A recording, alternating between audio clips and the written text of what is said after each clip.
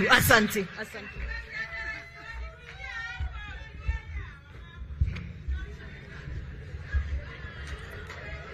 Your Excellency, it is such an immense honor to join you today to celebrate International Women's Day, a day when women and men who work for gender equality are honored.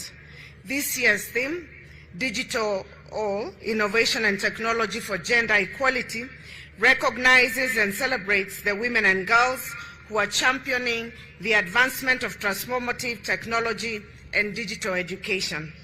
Today, the national skyline is brighter with many more colorful minds of women as CEOs in boardrooms, chairpersons, chiefs, governors, and legislators. We recognize the efforts of some of our women in technology and in the digital space, such as Agnes Gadaya, the Country Director for East Africa at Google, Catherine Moraga, at the helm of Microsoft Engineering Hub, Africa Development Center, Kendi Derito, who is the head of Misrepresentation at Meta, Ori Okolo, a venture capitalist in tech and a board member at Safaricom, amongst others. We have in this space compassionate trailblazers. I would like to thank you, Your Excellency, for your relentless efforts in upholding and promoting women's rights in the country.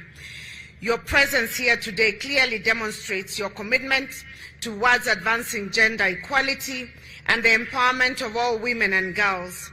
You are an inspiration.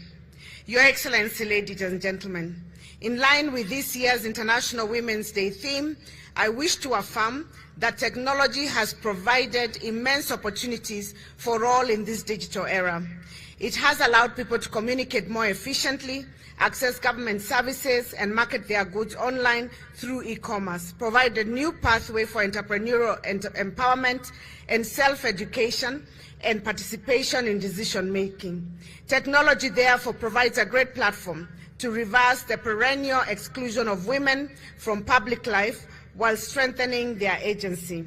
With Kenya being the trailblazer in Africa of internet and smartphone penetration, the innovation and digital transformation has provided opportunities for women and girls in the country to access opportunities in education using virtual platforms, access information on their well-being, such as health-related inquiries, and importantly, offered a platform to find employment, career information, and entrepreneurship opportunities.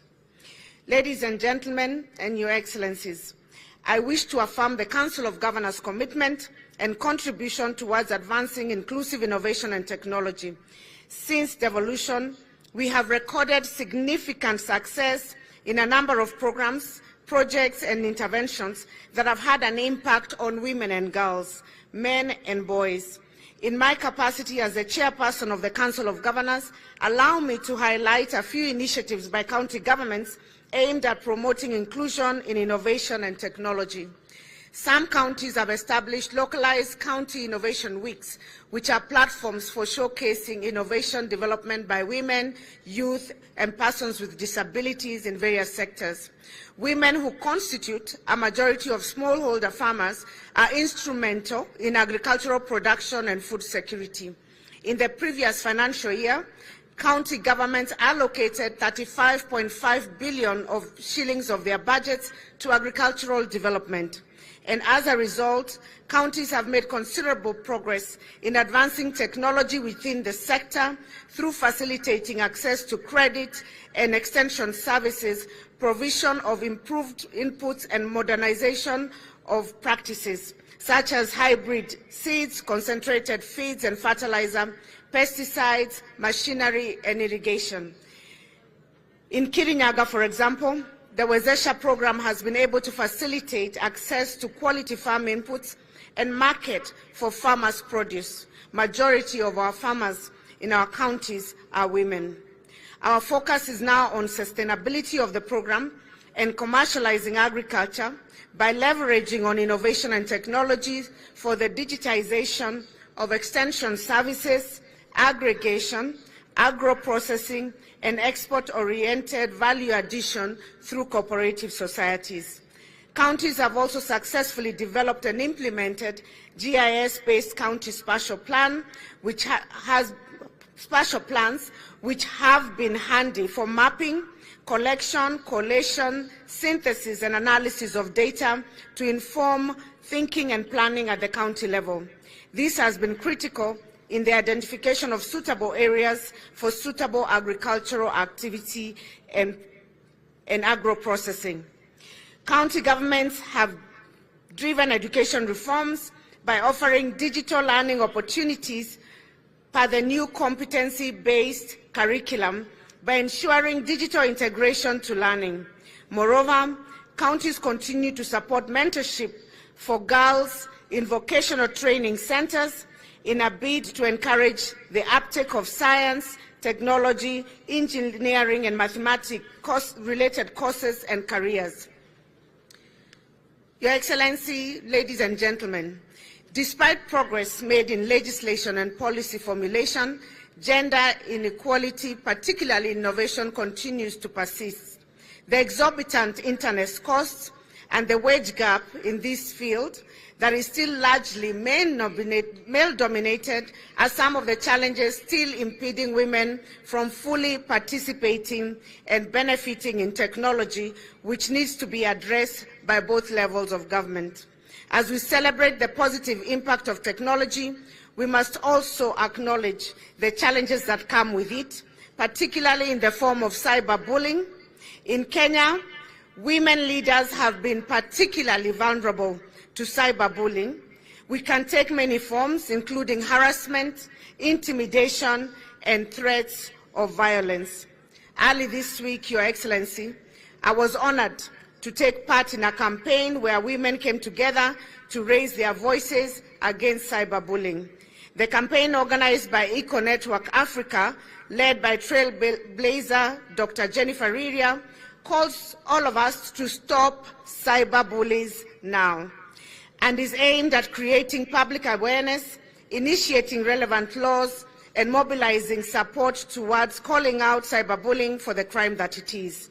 Studies have shown that up to 70% of women who use the internet have endured cyber violence, and that women are 27 more times likely than men to be harassed online. More than 1 in every 5 women in Kenya, Your Excellency, have experienced cyberbullying. Your Excellency, it is critical to note that we cannot achieve true gender equality and women's empowerment without everyone having access to technology and innovation.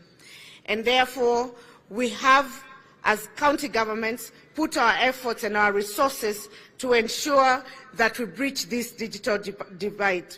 I want to draw your attention to the need for gender equality and empowerment of all women and girls, not only on this International Women's Day, but every day of the year. Gender equality is not only a fundamental human right, but an underpinning of prosperous modern economy that provides sustainable, inclusive growth. In conclusion, ladies and gentlemen, Your Excellencies, I wish to express my gratitude to all stakeholders present for all the efforts towards the achievement of equal rights for women. Progress of women and girls is progress for all of us. Giving priority to women is not an option. It is a necessity. Giving more opportunity to women, besides being a matter of rights, it's also a manifestation of good economic sense.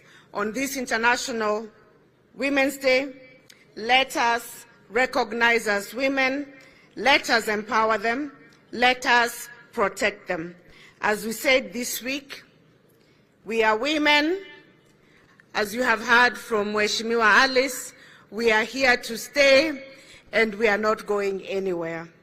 Happy International Women's Day. With those many remarks, allow me, Your Excellency, we've taken a lot of your time, to invite Waziri Aisha Jumwa to come and make her remarks. Karibu Aisha.